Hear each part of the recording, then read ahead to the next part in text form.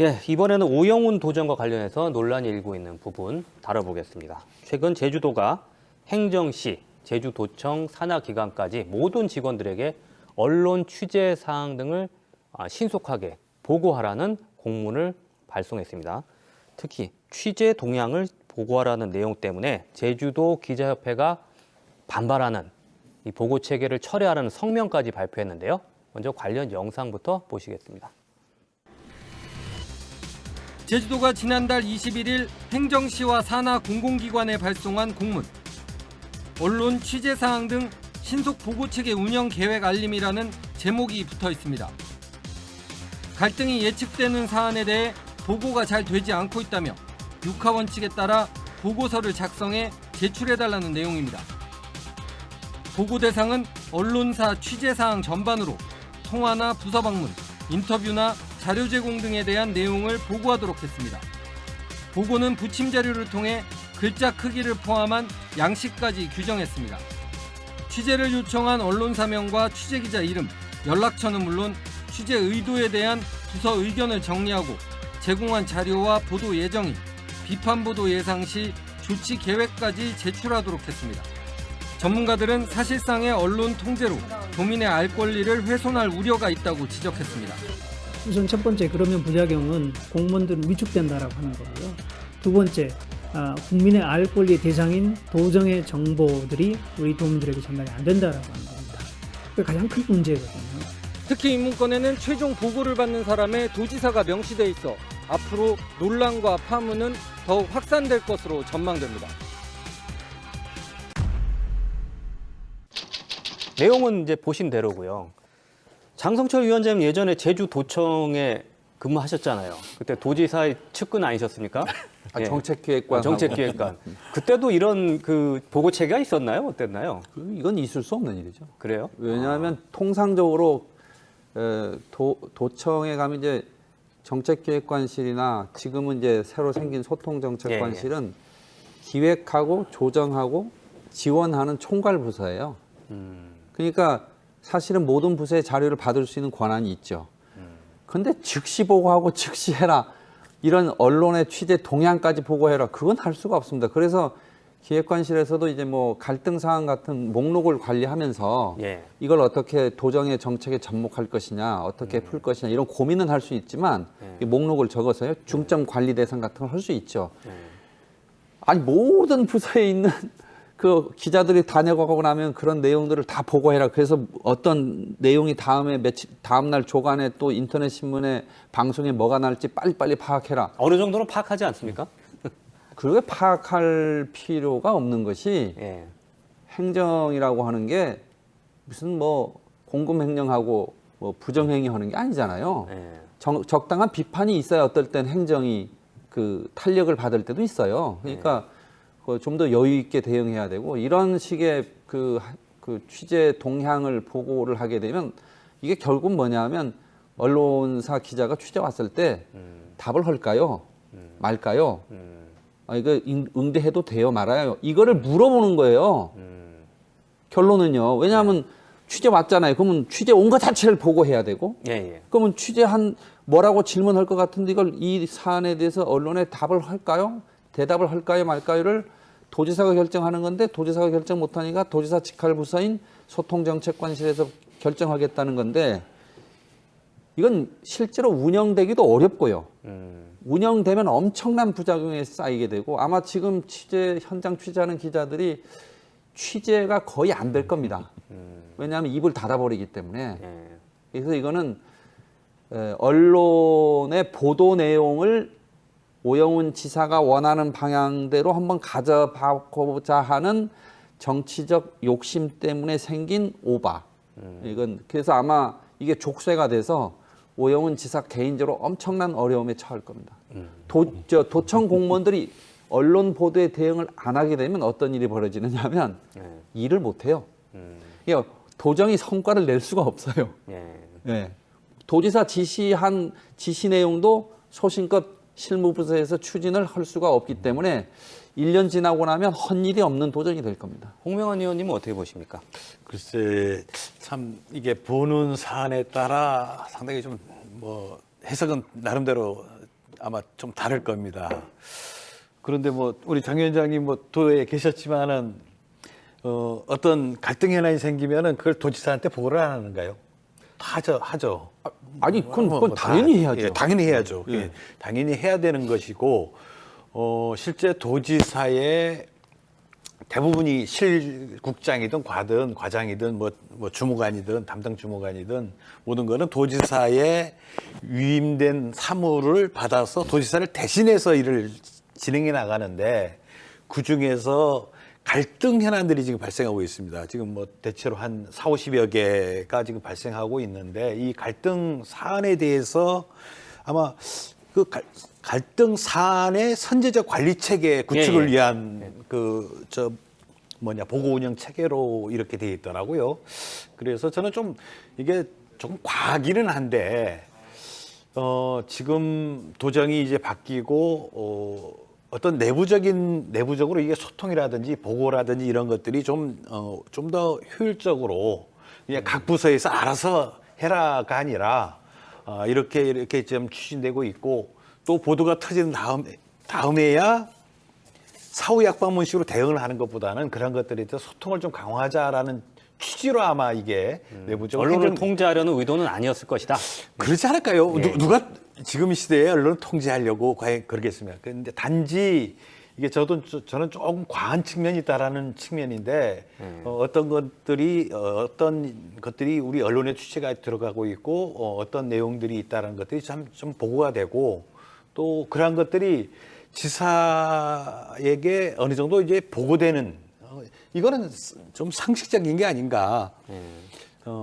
그래서 좀 과한 측면이 있지만은 저는 그런 걸 좀 잘 활용하는 방법도 발단이 된 내용이 지금 해야 말씀하셨듯이 갈등 사안에 대해서 취재가 진행될 경우 보고하라는 그런 도지사의 특별 지시 사항이 있었거든요. 그래서 그러다 보니까 오영훈 지사가 그만큼 갈등 현안에 대해서 어떤 현재 돌파구를 찾지 못해서 민감하게 받아들이다 보니까 이런 일이 빚어진 거 아니냐 하는 시각도 있습니다. 이거는요. 예. 그 갈등 사안이라는 용어를 우리가 봐야 되는데 예.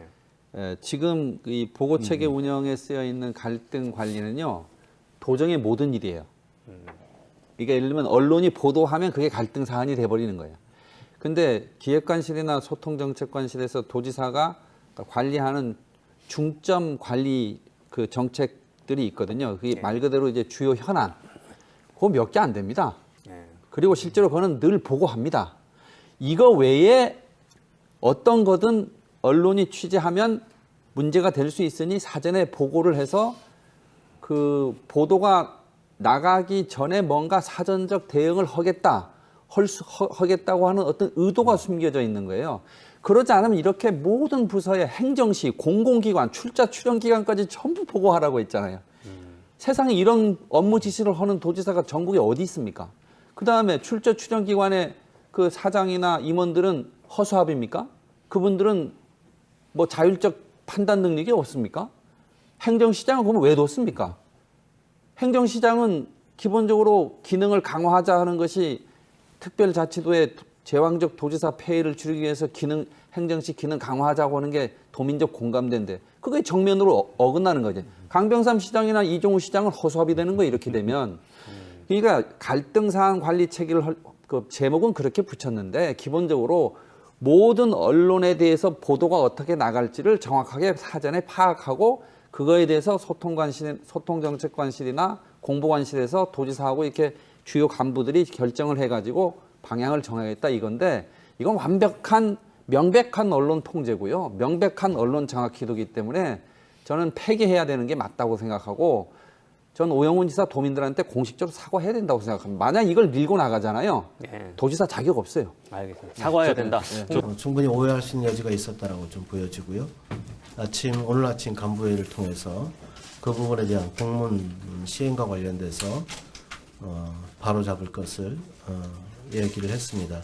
우리 장 위원장님 말씀에 공감하는 부분은 이제 이게 도의 부서, 도에 관계된 부서라든지 이런 부분에서는 저는 충분히 즉각적인 보고 체제를 갖춰야 된다라는 데는 저는 동감하는데 이게 행정시라든지 이제 기관장들이 있는 데에는 사실은 그건 기관장의 책임하에 운영이 돼야 되는 것이고 그 갈등 관리도 또한 거기가 책임지고 해야 된다는 부분에서는 저는 그 부분은 동감합니다. 동감하고 그런데 조금 제가 지금 제가 한 몇 년을 우리 원희룡 도정 때를 쭉 살펴보면은 뭐 서울본부라든지 그 다음에 뭐 소통협력관련 이런 부분들을 직접 관리를 하는데 나머지 부분들은 대부분 공직자들에게 맡겨버리다 보니까 거의 자의방임적으로 되다 보니까 어떤 관행이 있냐면은 이게 문제가 주민들하고 갈등은 생기는데 제대로 된 내용들이 잘 보가 우리 장 위원장님이 계실 때는 어떠는지 모르겠지만은 상당히 이게 좀 약해지지 않았나. 그래서 이러한 보고 체제들을 해서 제대로 대응을 하기 위해서 나온 어떻게 보면 좀 궁여지책이 아니었는가 이렇게 저는 생각합니다. 주간 업무 보고 또 월간 업무 계획 이런 거 다 수립하면요. 관련 그 갈등 사안이 주요 현안에 관련된 부서에서는 기획관실이나 소통관실이나 이쪽에 전부 자료를 보냅니다. 그리고 다 관리가 돼 있어요. 그거 없이 도정 운영할 수도 없고요. 중요한 건 이거는 언론에 대한 대응 계획이에요. 명확하게 제목에 그렇게 나와 있잖아요. 그리고 도지사가 언론을 대하는 마인드가 이런 정도 수준이라면 이건 언론의 자유 자체가 도정하고 같이 갈 수 없다라고 본인이 그렇게 생각하는 거예요. 그래서 정확히 얘기하면 이거는 정리해 주시죠. 주요 현안 갈등 관리 수준을 넘어선 그러니까 읍면동까지도 지금 보고하라고 했어요. 읍면동장은 그럼 왜 임명했습니까? 그러니까 이런 부분들에 대해서 통상적인 업무 보고나 이 동향 보고를 하는 그런 수준을 넘어선 문제이기 때문에 기자가 왔다 하면 다음날 즉시 보고해야 돼요. 즉시. 여기 써 있는 게 즉시예요. 즉시. 그렇죠. 어떻게 즉시 보고할 수 있어요? 저 팩트 체크만 하나 하죠. 짧게 뭐 정리하고 언론 다음 대응이 주제로. 아니라 어쨌거나 갈등 사안에 대해서 선제적인 신속한 보고를 하자라는 것이지 너무 이거를 자꾸 이게 정치적인 공세로 이렇게 가버리면은 좀 이게 도가 지나치고. 아니 언론의 대응에 대한 도지사의 이런 업무 지시가 정치적인 이슈가 아니면 뭐가 정치적인 이슈겠어요? 아까 장 위원장님이 언론 대응이라고 하셨는데 언론 대응은 아니잖아요. 이거 실질적인 언론 대응 계획이에요. 그럼 실질적으로 지금 갈등 사안이 나타나고 있습니다. 그 다음 주제로 넘어가겠습니다. 동부 하수 처리장 문제. 지금 이 문제도 아마 이런 그 언론 대응 계획과 관련해서 어떤 발단이 되지 않았나 싶은데 최근에 그 제주시 구작 월정리에 추진되는 제주 동부 하수 처리장 증설 사업과 관련해서 제주도와 월정리 주민들의 의견 대립이 팽팽한 상황인데요. 제주도 상하수도본부가 이번 주부터 공사를 재개하기로 했습니다마는 주민들의 반발이 여전해서 여전히 난항을 겪고 있습니다. 먼저 영상부터 보시겠습니다. 제주 동부하수 처리장 진입로 입구 월정리 비상대책위원회가 용천동구의 문화축제를 연 겁니다. 공사장 입구에서 행사가 열리면서 불찾기와 건설자재 등을 실은 트럭 3대는 진입하지 못하고 멈췄습니다. 시공사 측은 사업 지연으로 공사비가 20% 가까이 올라 공사를 재개할 수밖에 없다고 밝혔습니다. 또 법원이 결정한 방해금지 가처분 내용을 게시하고 인용 결정된 14명의 경우 공사를 방해하면 하루 100만 원씩 배상해야 한다고 밝혔습니다. 계속 이렇게 방해를 하시면은 저희들도 정권 퇴진해가지고 고소장 업무방해죄로 고소장을 접수할 수밖에 없습니다. 하지만 주민들은 배상금을 내더라도 공사를 막겠다며 맞섰고 결국 공사 차량은 1시간 만에 철수했습니다. 최대한으로 우리가 수단과 방법을 가지지 않고 막을 건 정확합니다. 하수 임량이 많고 냄새가 나고 이렇게 해가지고 하게 되면 관광객들이 들어오겠습니까? 제주도는 현재 동부하수 처리장에 하루 처리 가능한 하수량의 98.9%가 유입돼 증설이 시급하다는 입장. 하지만 주민들은 처리장 일대가 문화재 보호구역이며 용천 동굴이 훼손될 우려도 있어 공사가 동굴에 어떤 영향을 미치는지 용역 결과가 나올 때까지 공사를 막겠다고 밝혀 진통은 계속될 것으로 보입니다. 네, 보셨듯이 지금 좀처럼 그 실마리가 풀리지 않고 있거든요. 지금 법원에서 가처분 결정까지 내려졌습니다. 공사를 방해하는 그 주민 14명에게는 하루 방해할 때마다 100만 원씩 이행 강제금을 물리는 결정까지 내려졌는데도 여전히 지금 주민들이 물러서지 않고 있어요. 이 원인 뭐라고 보십니까?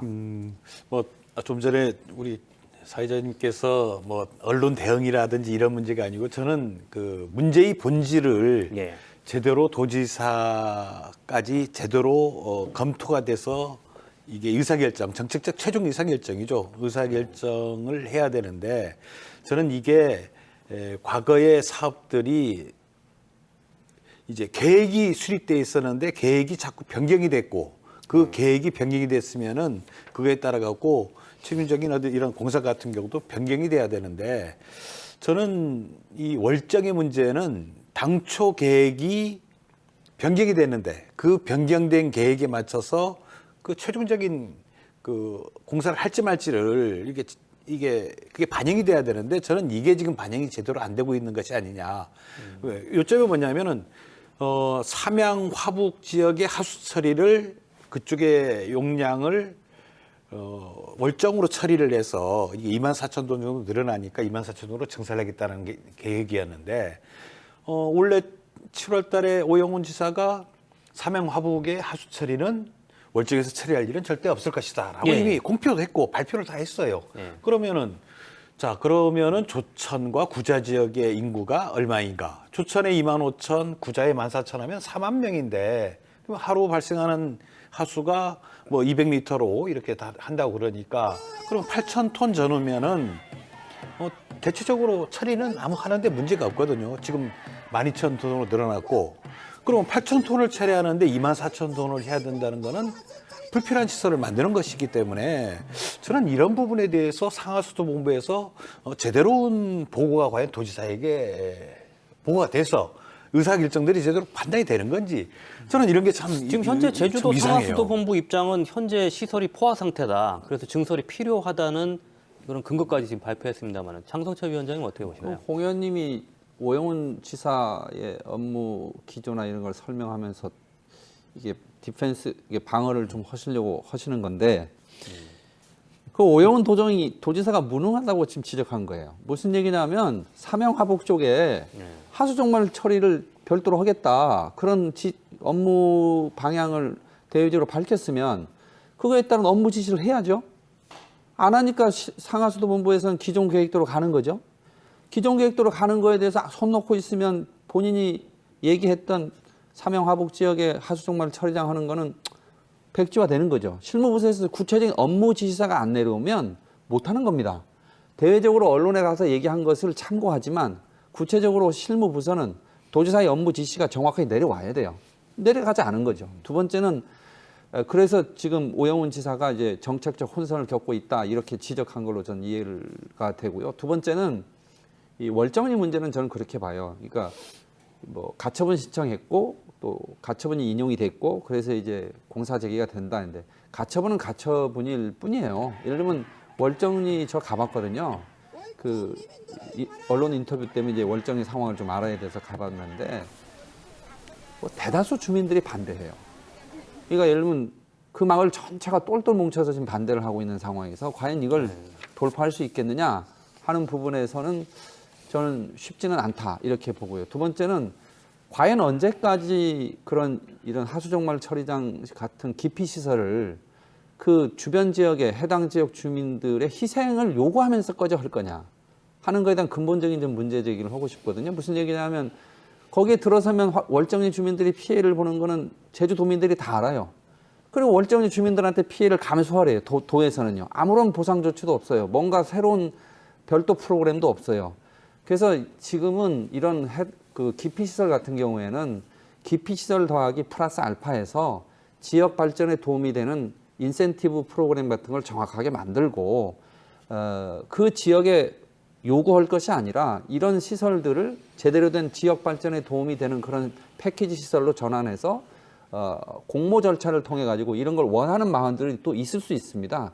그렇게 해서 마을 선정을 하고 그런 시설들을 설치하는 그런 방향으로 그 인센티브 위주로 정책을 과감하게 대전환해야 되는데 전 오영훈 도정에 좀 아쉬운 건 뭐냐면 이게 오래되었던 전임 도정의 일이거든요. 그죠? 그러면 새로운 도정이 들어섰으면 근본적으로 문제를 새롭게 접근해서 새롭게 대안을 만들고 정책 전환을 할 수 있는 시간이 지난 한 6개월 동안 충분히 있었는데 예전에 해왔던 지금 공사 강행, 공사 충돌 또 주민들의 반대, 저항 이게 계속 반복되는 일을 왜 이렇게 하냐 이거죠. 저는 알겠습니다. 정책의 대전환이 필요하다. 예. 그렇게 생각합니다. 환경 기초 시설에 대한 근본적인 대안이 필요하다는 말씀이셨는데 홍명환 의원도 이 환경 기초 시설 하수 처리장뿐만 아니고요. 뭐 쓰레기 매립장도 있고 여러 가지 문제들이 있는데 여기에 대해서 어떻게 생각하시는지 이야기 듣고 다음 주제로 넘어가겠습니다. 저는 조금 진짜 안타까운 게 우리 공무원들의 어떤 의사결정을 하는 그러니까 각 분야별로 의사결정을 하는 공무원들을 할 때는 좀 타당성을 제대로 검토할 수 있는 능력 있는 좀 전문가들이 좀 자리를 잡았으면 좋겠다. 이번 하수 같은 경우도 이게 과연 월정 주민들하고 행정하고 싸울 일인가? 아까 얘기된 대로 저는 사명화북의 하수 처리가 글로 가지 않을 거면은 거기 인구가 4만 명인데 200리터씩 하면은 8,000리터. 그러니까 비가 안 올 때는 아무 문제가 없어요. 단지 이제 비가 하수관로에 이제 들어가거나 이렇게 해서 하수량이 늘어나는 문제인데 그러면 비 올 때 늘어나는 하수를 하수관로에 들어가지 않도록 분류식 공사를 하거나 이런 방법으로 대처를 하면 간단하게 해결할 문제를 이게 지역 주민들하고 이게 참 싸울 일인가. 그래서 저는 아마 제가 오영훈 지사를 방어를 해야 되는데 이 부분에 대해서는 저도 참 갑갑합니다. 이게 알겠습니다. 과연 제가 이 부분에 한 말씀만 짧게 드릴게요. 그 월정리 주민 쪽에서 그 비대위 쪽에서 주장하는 게 그 용천동굴 하류 지역에 세계자연유산 등재를 하라. 근데 이거 오영훈 도지사 후보 시절에 공약한 거예요. 그리고 월정리 주민들도 그걸 요구하고 있어요. 저도 현장을 가봤는데 이게 용천동굴이 이제 문화재다 보니까 주변 지역이 보전 지역 아니에요. 근데 용천동굴을 세계자연유산으로 등재하는 것이 양쪽에 주장이 다 있는 거예요. 근데 오영훈 지사는 이제 도지사 취임하고 이거 잊어버렸는데 저는 이 두 주장을 접목할 수 있는 방안이 뭐냐. 지금 당장 저는 오영훈 도지사한테 용천동굴 하류 지역 세계자연유산 등재 타당성 검토 연구 용역을 좀 들어가서 정말로 그게 타당하다면 이미 지금 문화재청이 그 영향이 있는지 용천동굴에 영향이 있는지 용역을 지금 진행하기로 했습니다. 그러니까 그게 중요한 게 아니고 이제 우리 제주도 전체 입장으로서는 세계 자연유산 등재의 내용을 좀 더 넓힐 수 있는 타당성이 있다 이렇게 주민들이 얘기하는 거니까 그런 연구 용역을 해서 연구 용역에서 타당성이 있다고 생각하면 좀 근본적인 정책 전환을 할 수 있는 근거가 마련될 수 있지 않겠는가 저도 그렇게 생각합니다. 장 위원장님 말씀에 상당히 공감하는데 뭐 연구 용역까지는 아니더라도 그 지금 제주연구원에 우리가 보통 예산 이렇게 뭐 큰 예산을 하게 되면 그에 대한 타당성을 검토하는 공투자관리센터 같은 데가 있거든요. 그러면 공투자관리센터에 의해서 아까 같이 하수 용량을 증설해야 되냐 말해야 되는 거는 이거는 사실 큰 용역이 아니라 산수만 하면 되거든요. 산수. 4만 명 곱하기 0.2 하면 몇 톤인가. 네. 참 이런 거를 좀 검토할 수 있는 다양한 다른 기관의 의견을 좀 들었으면은 그렇게 해서 정책이 좀 반영했으면 좋겠습니다. 네, 마지막 주제입니다. 제주도가 중앙버스 전용 차로제 2단계 공사를 추진하면서 공사가 본격화되고 있는데요. 보행 환경이 악화된다는 논란이 일고 있습니다. 먼저 관련 영상부터 보시겠습니다. 제주시 지역에 버스 중앙차로가 확대 설치됩니다. 제주도는 이달부터 내년 8월까지 제주시 광양 사거리에서 연동 입구까지 서광로에 버스 중앙차로를 설치하고 오는 2025년까지 동광로와 노령로, 노형로에도 설치하겠다고 밝혔습니다. 제주도는 중앙차로가 도입되면 아라동에서 제주공항까지 버스 운행 시간이 33분에서 21분으로 줄어들 것으로 예상했습니다. 제주도가 제주시 서광로에 버스 전용 중앙차로 2단계 공사를 시작하면서 가로수를 뽑고 인도를 축소해 논란이 일고 있습니다. 탈핵 기후위기 제주행동은 성명을 내고 제주도가 기후위기 대응을 위해 나무 600만 그루를 심어 도시 숲을 조성하겠다면서 도심 한복판에 가로수를 뽑아내고 있다며 도의회는 앞뒤가 맞지 않는 버스 전용차로 예산을 전액 삭감하라고 요구했습니다. 네, 보셨는데요. 제주시 서광로부터 먼저 공사가 시작됐습니다. 버스 전용차로 2단계 공사가 시작된데 일단 눈으로 보여지는 게 있으니까 가로수를 뽑고 인도가 축소돼서 보행 환경이 악화됐다. 그리고 그동안 그 버스 전용차로가 도입된 이후에 대중교통 분담률이 떨어졌다. 그래서 과연 그 2단계 공사를 계속 진행해야 되는가 이런 근본적인 문제까지 제기하고 있습니다만 이 부분에 대해서는 어떻게 생각하시는지 예, 말씀해 주시죠.